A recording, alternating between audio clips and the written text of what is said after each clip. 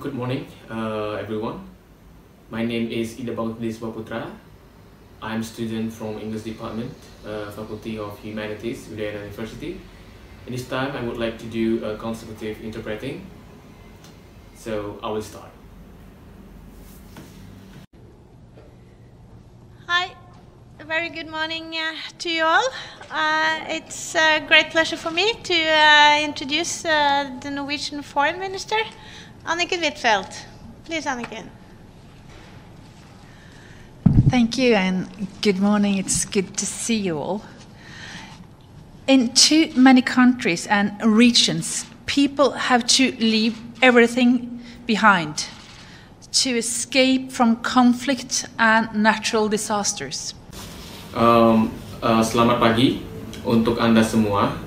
Dengan senang hati, saya memperkenalkan Menteri Luar Negeri Norwegia, Annika Huitfeldt. Dipersilakan mengambil tempat. Terima kasih dan selamat pagi. Senang melihat Anda semuanya.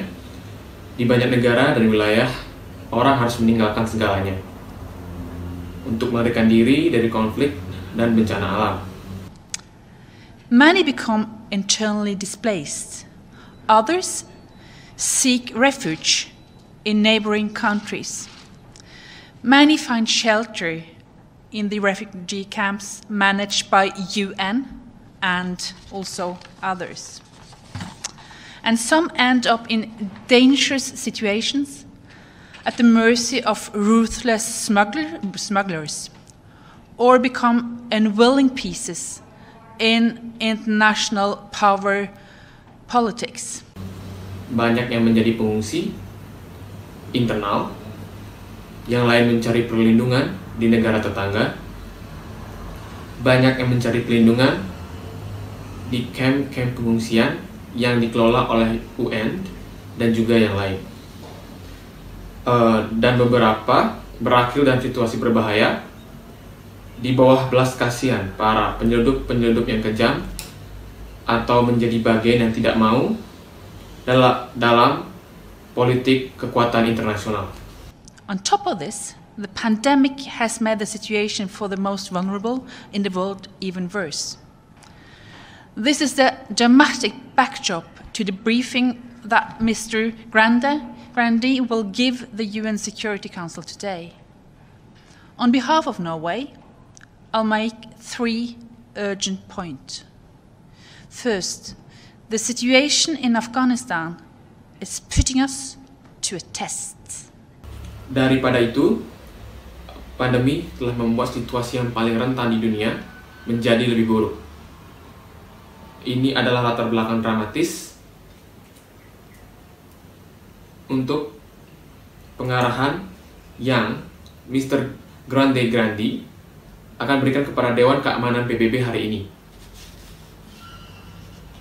Atas nama Norwegia, saya akan membuat 3 poin penting. Pertama, situasi di Afghanistan sedang menguji kita.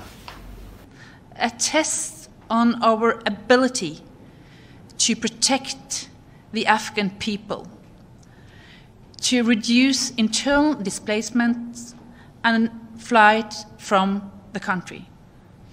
Humanitarian and development actors have different roles but need to work together to avoid a humanitarian catastrophe. Menguji kita pada kemampuan kita untuk melindungi rakyat Afghanistan, untuk mengurangi perpindahan internal dan pelarian dari negara. Pelaku kemanusiaan dan pembangunan memiliki peran yang berbeda, tetapi perlu bekerja sama untuk mengakhiri krisis kemanusiaan. Okay, that's all that I can interpret about my part. Thank you very much. Hello everyone, my name is Niputung Putih Awandari. My student number is 009. Now I would like to continue the interpret, but before that, let me watch the video first. Development gains made over the last 20 years are at risk. This leads to a general point. We have to use all our tools in our response to disaster and conflict. The population must be safe from danger and conflict. Shelter, food, and blankets should be provided to meet humanitarian needs. Children, boys and girls, should go to school, and parents need jobs. And we must ensure that everybody can enjoy their humanitarian or human rights. Keuntungan pembangunan yang dicapai selama 20 tahun terakhir ini berisiko mengarah ke titik di mana kita harus menggunakan alat yang kita punya dalam menangani bencana ini, serta populasi penduduk harus tetap aman dari bahaya, dan konflik tempat pengungsian makanan dan selimut harus disediakan untuk memenuhi kebutuhan kemanusiaan. Kebutuhan anak-anak, baik itu anak laki-laki dan perempuan, harus dipastikan tetap bersekolah, dan bagi orang tua yang membutuhkan pekerjaan, kita harus memastikan bahwa setiap orang harus dapat menikmati rasa kekeluargaan atau hak asasi mereka. Women and girls must be protected from sexual and gender-based violence. Second, climate change and natural disasters can drive displacement. This can impact our ability to build and sustain peace, which is the reason why we are working to step up the Council efforts on integrating climate-related security risks into its analysis and work. We still need better information on the impact of climate on security in specific contexts. This information has to be reliable, it has to be relevant, and it must be taken into consideration in our peace efforts. Setiap wanita dan anak perempuan harus dilindungi dari kekerasan seksual dan gender, kedua perubahan iklim, serta bencana alam yang mendorong perpindahan ini dapat bertampak untuk membangun dan mempertahankan perdamaian, yang merupakan alasan mengapa kami bekerja untuk meningkatkan upaya Dewan dalam mengintegrasikan risiko keamanan terkait iklim ke dalam analisis dan pekerjaannya. Kami masih memerlukan informasi yang lebih baik tentang dampak iklim terhadap keamanan dalam konteks khusus yang dimiliki informasi ini agar dapat diandalkan. Untuk itu, informasi ini harus relevan dan harus dipertimbangkan upaya perdamaian kita. Finally, all parties to conflicts must comply with their obligations under international humanitarian law. They must ensure the protection of civilians. The impacts of modern warfare on civilian population are devastating. This lack of protection is a major cause of displacement. Thank you. Akhirnya, semua pihak harus mematuhi kewajiban mereka di bawah hukum kesatuan internasional. Mereka harus memastikan perlindungan warga sipil mengenai dampak perang modern pada penduduk sipil dapat menghasilkan perlindungan. Ini adalah penyebab utama dari perpindahan ini. Terima kasih. Hello, good morning. My name is Bonifacius Nathanael Nugraha, student nama 19015410006, and I will be doing the rest of the consecutive interpreting in this video.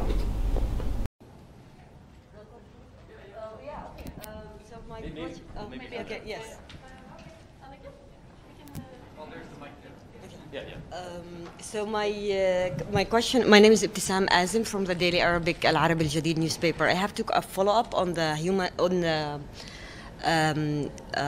issue of environment. Jadi pertanyaan saya, nama saya adalah Ibtisam Azim dari koran Arab Alarm Beljadin harian. Saya harus melanjutkan pembahasan masalah manusia tentang lingkungan. Do you believe that the Security Council should have this issue on its agenda more often when it comes to climate and security? And then my another question about Libya and the policies that the European Union and European countries having, and the fact that a lot of immigrants that are catched on the Mediterranean Sea and get sent back have a very devastating life in Libya and the camps, etc. Apakah Anda percaya Dewan Keamanan harus membahas masalah ini dalam agendanya lebih sering ketika membahas tentang iklim dan keamanan, dan kemudian pertanyaan saya yang lain tentang Libya dan kebijakan yang dimiliki oleh Uni Eropa dan negara-negara Eropa, dan fakta bahwa banyak imigran yang ditangkap di Laut Mediterania dan dikirim kembali memiliki kehidupan yang sangat buruk di Libya dan di kamp dan lain-lain. Do you think that the European countries should revisit their policies regarding taking back immigrants to Libya? Thank you. Yeah, first, on climate changes, I mean, I think most of us do acknowledge that competition on resources and struggle. I'll take my mask off. That people are suffering because of lack of resources. And climate changes are certainly drivers in this context. Menurut Anda, apakah negara-negara Eropa harus meninjau kembali kebijakan mereka tentang mengantarkan imigran kembali ke Libya? Terima kasih. Ya, pertama, tentang perubahan iklim. Saya pikir sebagian besar dari kita mengakui tentang persaingan sumber daya dan bahwa banyak orang sengsara karena kekurangan sumber daya, dan perubahan iklim tentu saja merupakan pendorong dalam konteks ini. So therefore we should take climate changes into consideration when trying to solve international conflicts. Is certainly a driver. And when it comes to Libya, my government position is that we should, secure European borders, but on the other hand, we will establish a solidarity fund in order to help refugees all around the world. So that's our position. And we will put priority into UN quotas. So that's the Norwegian position. Thank you. Jadi, oleh karena itu, kita harus mempertimbangkan perubahan iklim ketika mencoba untuk menyelesaikan konflik internasional, karena tentu itu merupakan pendorong. Dan ketika membahas Libya, posisi pemerintah saya adalah bahwa kita harus berarti mengamankan perbatasan Eropa, tetapi di sisi lain kami akan membentuk dana solidaritas untuk membantu pengungsi di seluruh dunia. Jadi itulah posisi kami, dan kami akan menaruh prioritas kepada kota-kota PBB. Jadi itulah posisi Norwegia. Terima kasih.